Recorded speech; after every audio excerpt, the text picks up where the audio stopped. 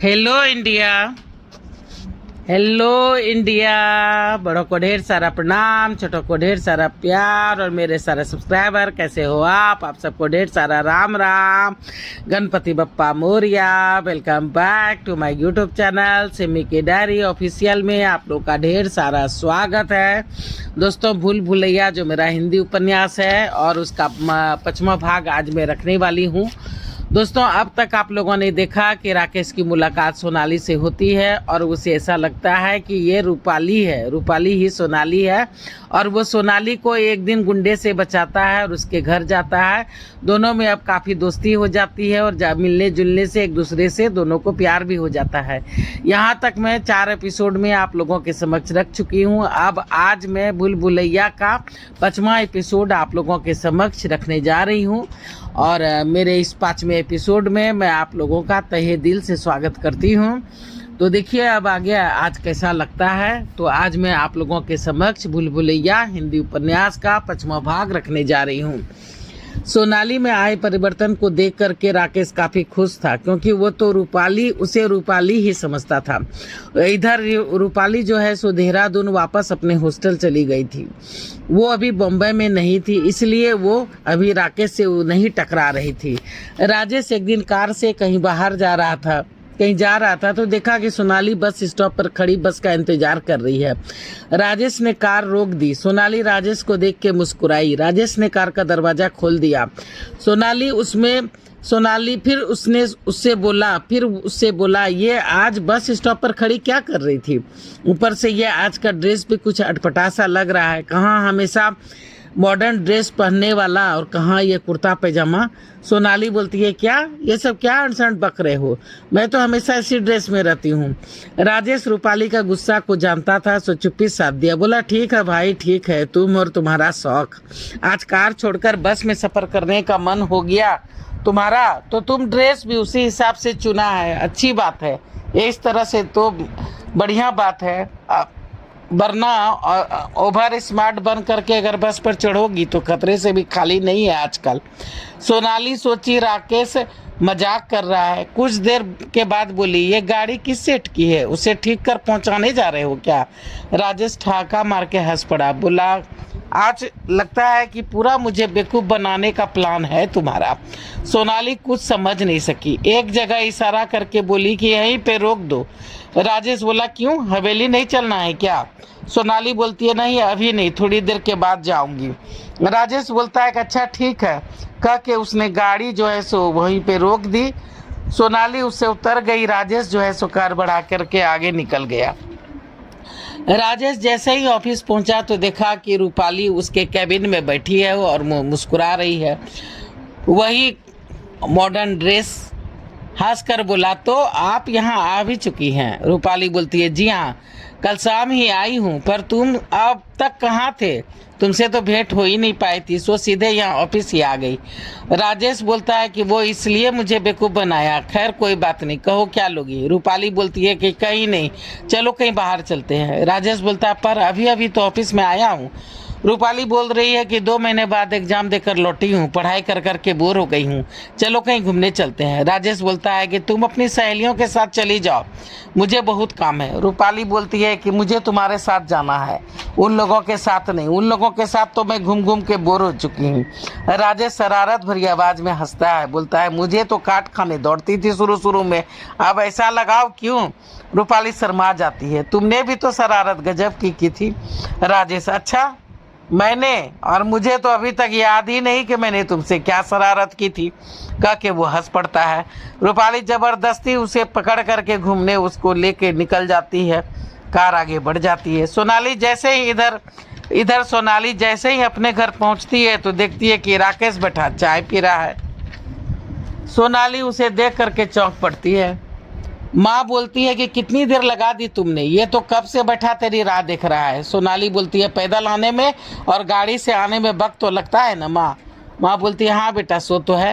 कह के वो अंदर चली जाती है। राकेश कुछ भी नहीं समझता है। राकेश बोलता है कौन सी गाड़ी की बात कर रही हो? सोनाली बोल रही है वही जिस पर अभी अभी बैठा करके लाए हो मुझे, राकेश चौक पड़ता है। गाड़ी लगता है दिन में भी सपना देखने लगी हो। कोई बात नहीं, तुम्हारा एग्जाम अब खत्म हो गया है, शादी कर लेते हैं, फिर तुम्हारे लिए गाड़ी भी खरीद लेंगे। सोनाली शर्मा जाती है। चलो हटो, माँ सुन लेगी। राकेश बोलता है कि चलो कहीं घूमने चलते हैं, आज तुम्हारा एग्जाम खत्म हो गया है। सोनाली बोलती है कि मुझे नहीं जाना, अभी थक के आई हूँ। राकेश हंस पड़ता है। तो राकेश बोलता है तो अपने ख्वाब अपने ख्वाब को इतनी जल्दी भूल गई? तुमने तो कहा था कभी भी गाड़ी पे बैठ के आई हो। सोनाली हंस पड़ती है, बोलती है कि अच्छा बाबा, मैं तुमसे नहीं जीत सकती, तुमसे पार पाना मेरे बस की बात नहीं है, रुको मैं तैयार होके आती हूँ। रूपाली गाड़ी से फिर सोनाली जो है राकेश के साथ बाहर निकल जाती है। कुछ दिन के बाद रूपाली गाड़ी से एक दिन अकेले कहीं जा रही होती है कि उसकी गाड़ी खराब हो जाती है। सामने एक गैरेज देख करके उतर जाती है तथा पुकारती है, ए मैकेनिक, एक मैकेनिक, जरा बाहर आओ। राकेश जो कि जीप के अंदर घुसा काम कर रहा था बाहर आता है। रूपाली का ड्रेस तथा रूप रंग देख करके दंग रह जाता है, क्योंकि इधर जब से उसकी सोनाली से दोस्ती बढ़ी थी, रूपाली से भेंट नहीं हो पाई थी। सो वो भी समझ रहा था कि सोनाली अब बदल चुकी है, पर फिर से वही रंग ढंग देख करके वो अपना माथा पीट लेता है। राकेश रूपाली से इधर रूपाली राकेश को राजेश समझती है। वो आश्चर्य से उसे देख रही है और उसके बाद उससे पूछती है, यहाँ क्या कर रहे हो? राकेश बोलता है, जी काम कर रहा हूँ। और क्या कर रहा हूँ? रूपाली बोलता है, ओ तो तुम आज फिर से मस्खरी के मूड में हो। राकेश झल्लाते हुए बोलता है, मैं तो हमेशा अपनी औकात में रहता हूँ, तुम्हारी तरह दूसरों के कपड़े और गाड़ी लेकर के घूमने नहीं निकल जाता। रूपाली आश्चर्य से, क्या ये क्या अनाप शनाप बक रहे हो?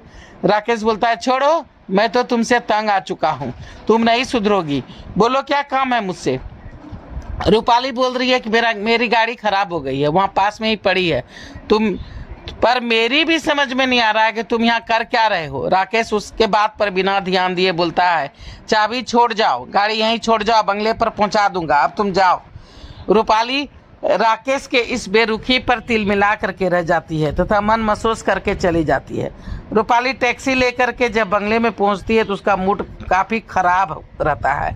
उसका खराब मूड देखकर यशोदा उससे पूछ बैठती है, क्या बात है बेटी, क्या बात है बेटी?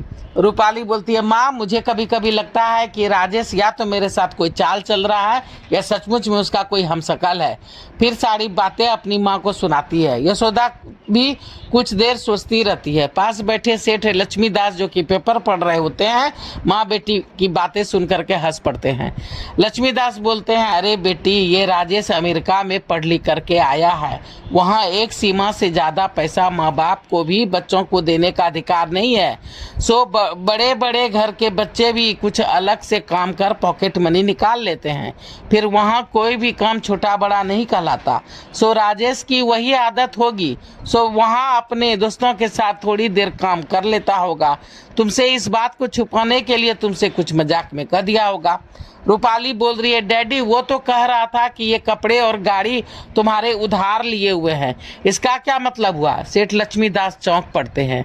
उसे सब याद आ जाता है जो कि वो अब तक भूल चुका था। ठेले वाले को जुड़वा बेटी हुई थी, इसका मतलब वो लड़की भी राजेश से मिल चुकी है। शायद उसके भुलावे में ही वो रूपाली की तुलना उससे कर बैठा होगा। हे भगवान, ये कैसी माया है तेरी। जिस बात का डर था वही हो गया। जिस बात से मैं रूपाली को दूर रखा, सब दिन रूपाली को बाहर रखा, मुंबई से बाहर रखा, उसे बाहर में पढ़ाया लिखाया, अब क्या करूं? ये भी भेद अगर यशोदा पर खुल जाएगा तो क्या होगा? ये भेद अगर इस माँ बेटी पे नहीं खुले, ये दोनों नहीं जाने, तभी अच्छा। अगर यशोदा ये सब जान जाएगी तो बहुत ही मुश्किल हो जाएगा। बात कुछ आगे बढ़े या कोई झंझट सामने आए, इससे पहले ही रूपाली और राजेश की शादी कर दूंगा तो ठीक रहेगा। फिर उस जुड़वे लड़की को खोज करके उसकी भी कहीं अच्छे जगह शादी करवा दूंगा और उसे दूसरे शहर भेज दूंगा। इन सब बातों के लिए मुझे डॉक्टर रमन से मिलना होगा और फिर डॉक्टर रमन से इस सब संबंध में बातें करनी होगी। उस जुड़वे लड़की का पता लगाना होगा। यशोदा सेठ जी को खोए देख झकझोरती है। क्या हुआ, क्या हुआ? किस सोच में डूब गए हैं आप? सेठ लक्ष्मीदास चौक पढ़ते हैं, बस ऐसे ही, कोई बात नहीं। फिर हंस पड़ते हैं, बोलते हैं चलो बहुत कस के भूख लगी है, अब खाना लगवा दो। तो दोस्तों, भूल भुलैया का 5वां भाग मैं यहीं पे समाप्त कर रही हूँ। अगला भाग लेकर के फिर मैं आप लोगों के समक्ष आऊँगी। तो देखिए मेरी एक उपन्यास भूल भुलैया आप लोगों को कैसी लग रही है। ये ख़त्म हो जाएगी तो फिर तीसरा उपन्यास में स्टार्ट करूँगी। तो प्लीज़ मुझे सपोर्ट कीजिए। सपोर्ट करने के लिए सब्सक्राइब कीजिए, लाइक कीजिए, कमेंट्स कीजिए, बेल का बटन दबाइए ताकि जब जब मैं वीडियो डालूंगी तो आप लोग को नोटिफिकेशन मिलेंगे। अब मैं अपनी वाणी को यहीं पे विराम देना चाहती हूँ। जय भोलेनाथ, हर हर महादेव। और आप लोग का ढेर सारा थैंक्स मेरा वीडियो को देखने के लिए, सपोर्ट करने के लिए, सब्सक्राइब करने के लिए, लाइक करने के लिए, कॉमेंट्स करने के लिए। थैंक्स।